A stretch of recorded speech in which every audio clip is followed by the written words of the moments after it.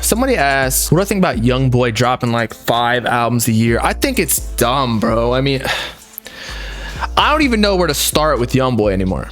Like, I'm not a big fan of his music, because if you drop that many tracks in a year, like, of course, if you're some people maybe are talented like that, maybe Juice WRLD, I'd say, of just being able to come up with new flows and new types of songs on different beats, just being able to like freestyle on the spot, whole ass songs, not even punching in, just like freestyling for a whole hour.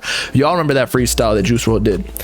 But like with Youngboy dropping like 5 albums a year, if you're doing that many albums a year, yes, it's good money and everything, and like you deepen the community that you have, especially because they're streaming your music like all the time and it's new and fresh. But to me, it's just, you can't improve your music that way, or it's just bound to produce so much mid music. I'm always for, though, like producing as much content as possible and releasing it to the world, so that, you know, we talk about with Yeet and Sofago, like the reason that Yeet like just took over, whereas Sofago like kind of, he didn't fall off, but like people are wondering where he's been because he just hasn't released any music. You can't grow without releasing more content, and you can't get data to see if what you're making is good to your audience unless you actually release a bunch and then figure out which songs to focus in on or which sounds to do. But again, 5 projects, man, like, it's just too much, man. You're flooding the market. There becomes a point of oversaturation. And I understand he's been doing this since 2017. His fans don't complain. I get it. But for me, he runs a good business.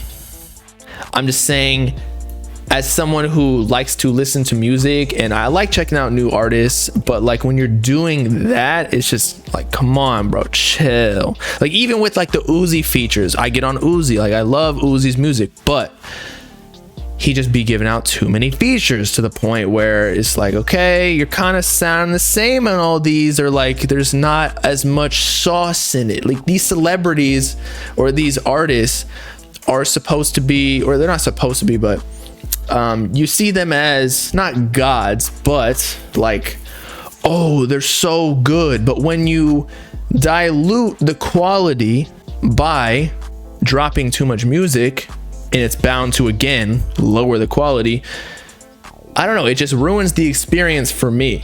But again, he makes hella bread off it. I think he's like independent at this point, or maybe not, I don't know what it is.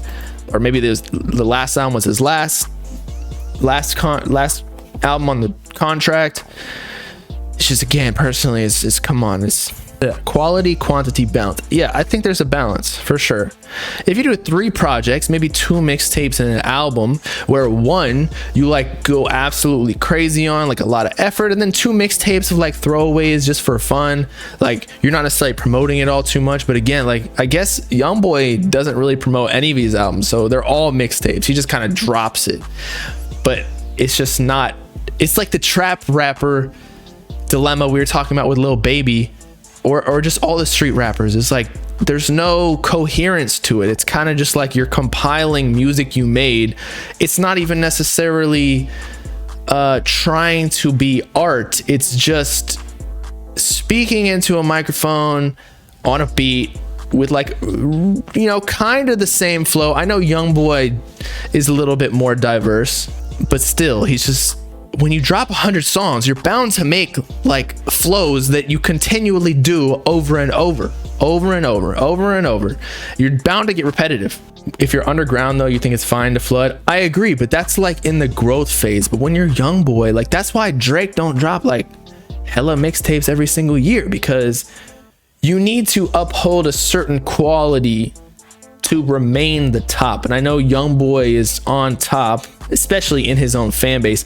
He just don't give a fuck. And so I respect that as a person and as a business person.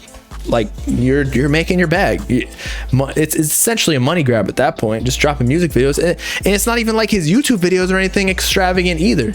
It's literally just him at his crib, even when he was on house arrest. I don't even know if he's still on house arrest, to like his latest song. and people eat it up. It's like a YouTube video, like a Jake Paul or a Logan Paul vlog back in the day. Yeah, Juice is allowed to flood, but even Juice WRLD, when he was alive, did not flood. And he probably had more music than everybody else. As you can see, he's been gone, RIP, since 2019. It's almost been 3 years, and there's still leaks coming out every single fucking week. So he had all the chances in the world. This is all before 2019 that he recorded these, and he still didn't release those. Why? Because he was saving the best for the release. You know, that's why Lucid Dreams and certain songs blow up to the max, whereas Youngboy, I don't think he has songs that are like mega hits. He just has a lot of songs and they hit a certain threshold.